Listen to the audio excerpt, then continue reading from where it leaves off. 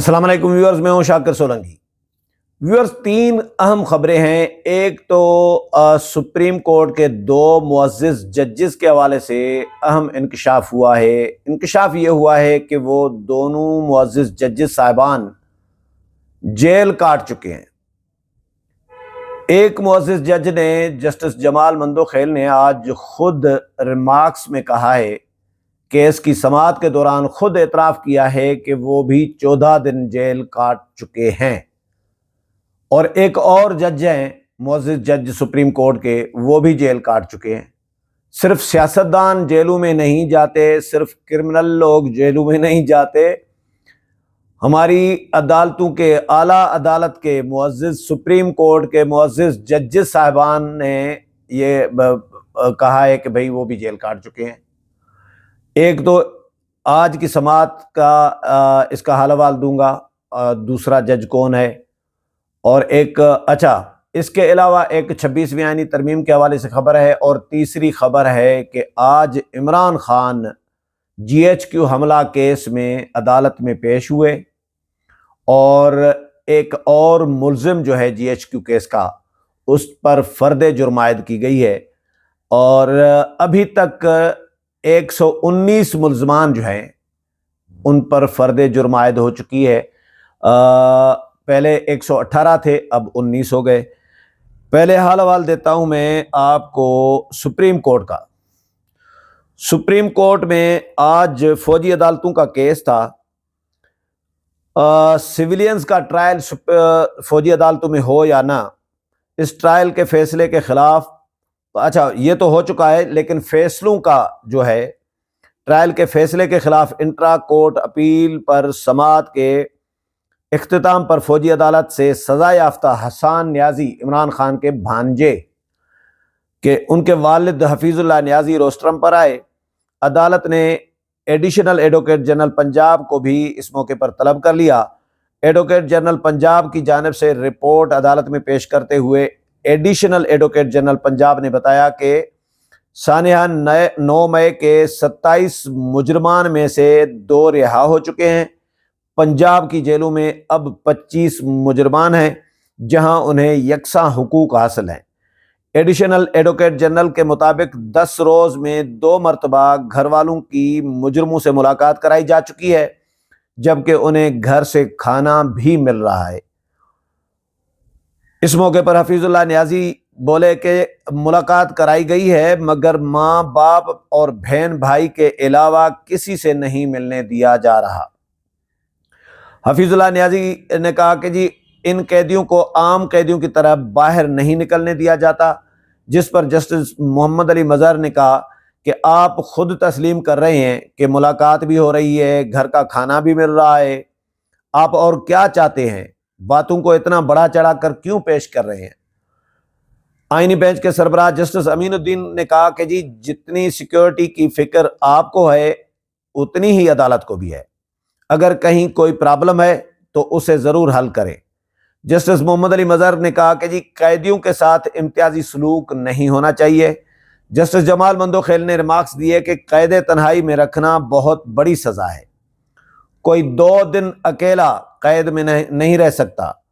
عدالت نے additional advocate general سے قیدیوں کے حوالے سے جیل مینول کی تفصیلات طلب کرتے ہوئے کہا کہ جی، آگاہ کیا جائے کہ ان قیدیوں کو باہر نکلنے کی اجازت ہے یا نہیں۔ اس موقع پر جسٹس جمال مندوخیل نے بتایا کہ جی، وہ خود بھی 14 روز جیل میں رہ چکے ہیں۔ جسٹس جمال مندوخیل کہہ رہے ہیں، صبح نماز کے بعد باہر چھوڑ دیا کرتے تھے، کچھ قیدی کھیل وغیرہ بھی کھیلتے تھے۔ جسٹس محمد علی مظہر نے مسکراتے ہوئے کہا کہ جی، صرف آپ کے لیے خصوصی رعایت دیتے ہوں گے۔ ایڈیشنل ایڈوکیٹ جنرل پنجاب کا کہنا تھا کہ جی، وہ اور جسٹس شاہد بلال بھی اکٹھے جیل میں رہے ہیں، جسٹس جمال مندوخیل اور جسٹس شاہد بلال۔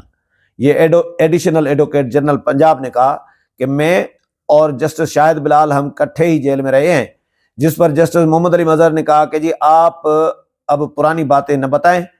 ایڈوکیٹ جنرل پنجاب کا موقف تھا کہ جی، جیل میں تمام قیدیوں کو حقوق ملتے ہیں، اس موقع پر سپریم کورٹ کے آئینی بینچ کے رکن جسٹس مسرت ہلالی بولیں کہ جی قیدیوں کو باہر نکلنے دیں، دھوپ لگوا دیں، اس میں کیا مسئلہ ہے؟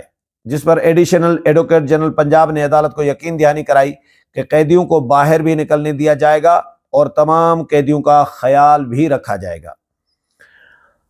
دوسری خبر ہے عمران خان کے حوالے سے اڈیالہ جیل GHQ حملہ کیس، یہ بھی جڑی ہے۔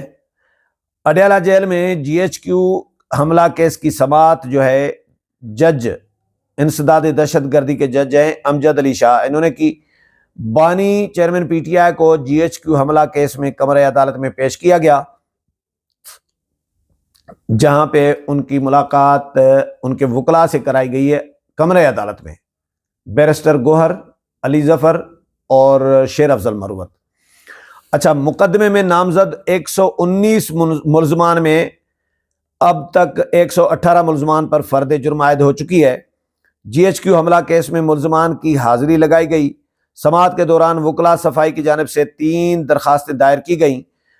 عمر ایوب کی جانب سے مقدمے کے ریکارڈ کی فراہمی کی درخواست دائر کی گئی، جبکہ اجمل صابر اور ملک انصر نے مقدمے سے بری کرنے کی درخواست دائر کی۔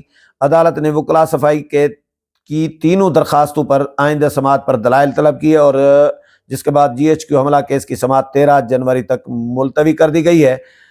اب 26ویں آئینی ترمیم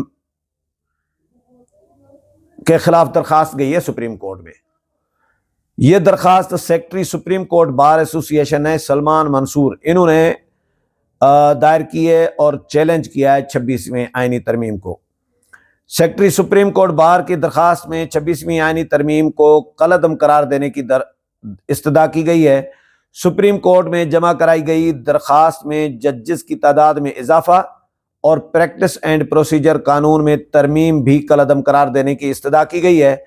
درخواست میں کہا گیا ہے کہ جی جوڈیشل کمیشن کو ججز تعیناتی سے روکنے، آئینی ترمیم کے تحت ہونے والی تعیناتیاں اور تمام اقدامات کو بھی کالعدم قرار دیا جائے۔